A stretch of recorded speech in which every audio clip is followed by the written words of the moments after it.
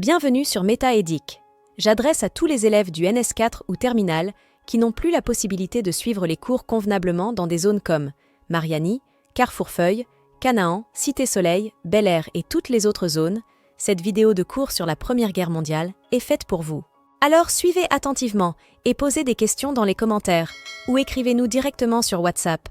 Le lien est dans la description.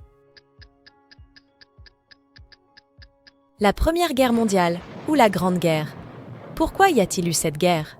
D'abord, je vous résume cette guerre. La Première Guerre mondiale, déclenchée en 1914, opposa les Alliés, dirigés principalement par la France, le Royaume-Uni et la Russie, aux puissances centrales, menées par l'Allemagne, l'Autriche-Hongrie et l'Empire ottoman.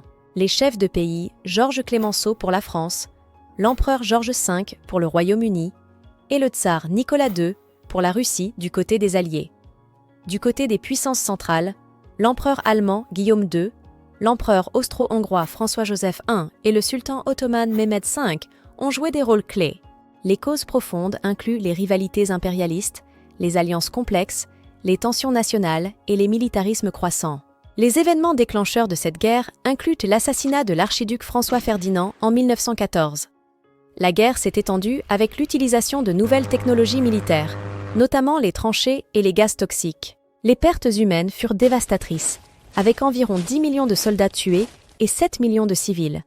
Ce conflit a profondément marqué le XXe siècle, laissant un héritage de changements politiques, sociaux et économiques à l'échelle mondiale.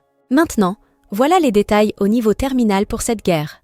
Avant la Première Guerre mondiale, l'Europe était marquée par une atmosphère de tensions croissantes, alimentée par des rivalités politiques, économiques et militaires entre les grandes puissances. L'époque était souvent caractérisée par le nationalisme exacerbé, le militarisme et la course aux armements. Les grandes puissances européennes étaient organisées dans des alliances complexes.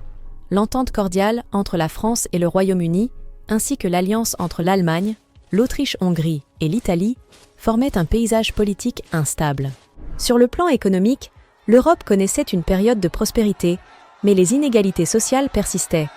L'industrialisation rapide avait transformé les économies, mais les tensions sociales et les mouvements ouvriers cherchaient à réformer les conditions de travail. Sur le plan culturel, la Belle Époque était une période de créativité artistique et intellectuelle, mais elle était également teintée d'une certaine insouciance qui a été brisée par le déclenchement de la guerre.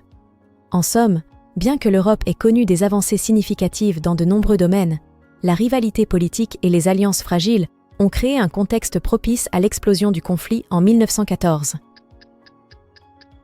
Alors, quelles sont les causes profondes de la Première Guerre mondiale? Premièrement, la perte des territoires français, l'Alsace et la Lorraine, obtenus par l'Allemagne pendant la guerre franco-allemande ou germanique de 1870 et 1871.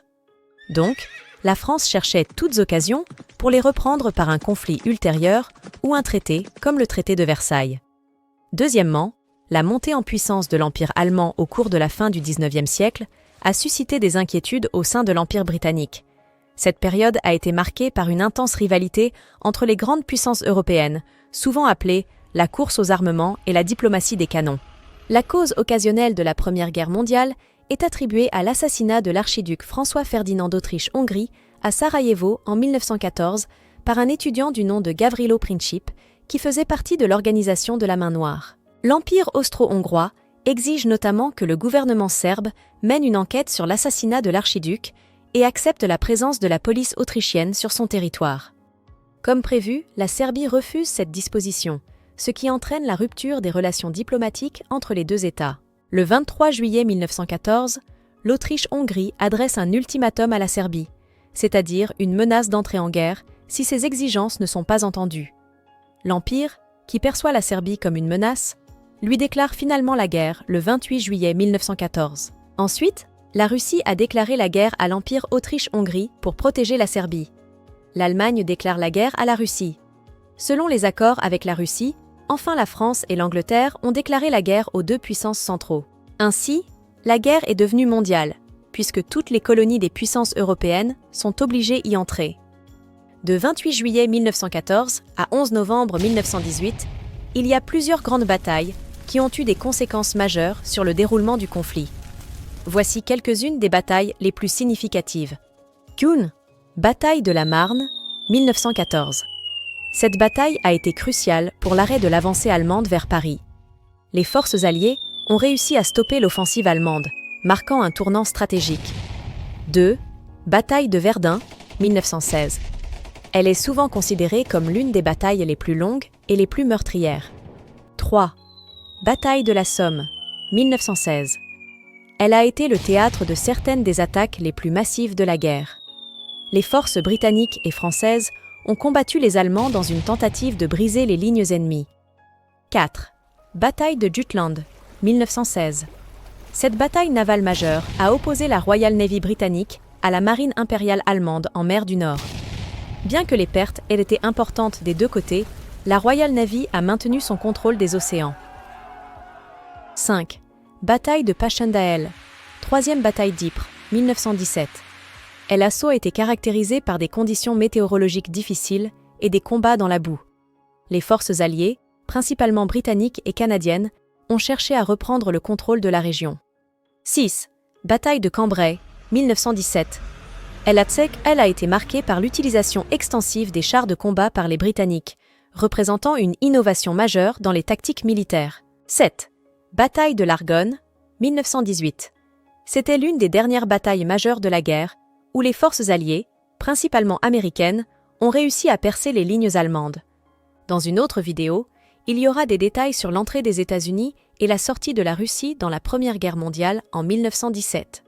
Ces batailles ont toutes contribué à façonner le cours de la Première Guerre mondiale, qui a pris fin en novembre 1918 avec la signature de l'armistice.